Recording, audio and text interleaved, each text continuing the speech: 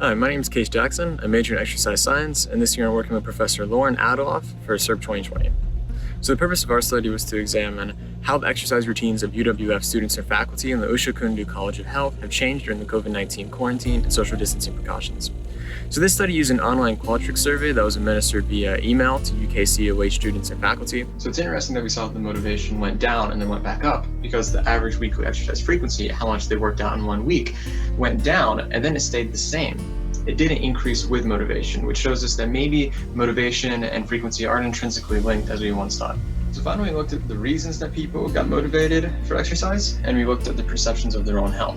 So of the perceptions of their own health, the majority of people, which unsurprisingly because we did sample College of Health students, thought that exercise is very important for health, and that this is interesting though, that they thought they did not work out enough and that they should work out more, but they did also think they were relatively healthy. There is an absence of assessment options for individuals on the spectrum with a lack of receptive language skills. Language limitations often make it difficult for individuals to tell others what they are feeling. This results in depression and anxiety going without treatment. The Visual Analog Mood Scales, or the VAMS, have been established as a valid mood state assessment and successfully administered to adults with a lack of expressive language skills. The purpose of our research is to expand the usability of the VAMS as an optional mood state assessment for adolescents with autism spectrum disorder and limited language. As researchers, our intention was to test the participants in person. Due to the coronavirus limitations on face-to-face research, the participants aged 13 to 18 had to be willing and able to interact with the researcher on Zoom. The setup of the language test on Zoom required participants to use verbal language skills, which is not the way the picture test is meant to be used.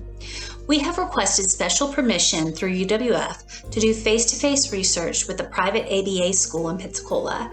If this is approved, our research will have a larger sample set and a significant chance of publication. My name is Kayla Reid, and I'm a senior majoring in criminal justice, and my faculty mentor is Dr. Niebuhr.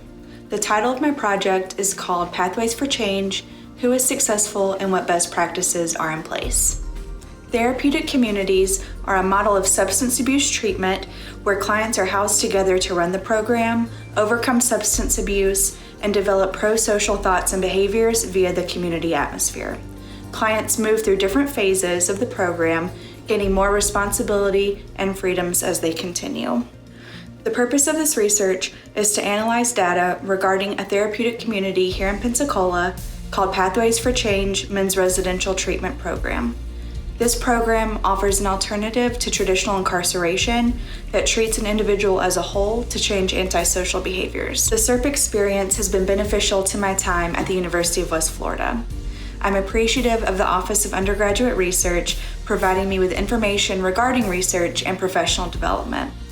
This project has been a way for me to explore my interests outside of the classroom and develop a product that could have an impact on our local community.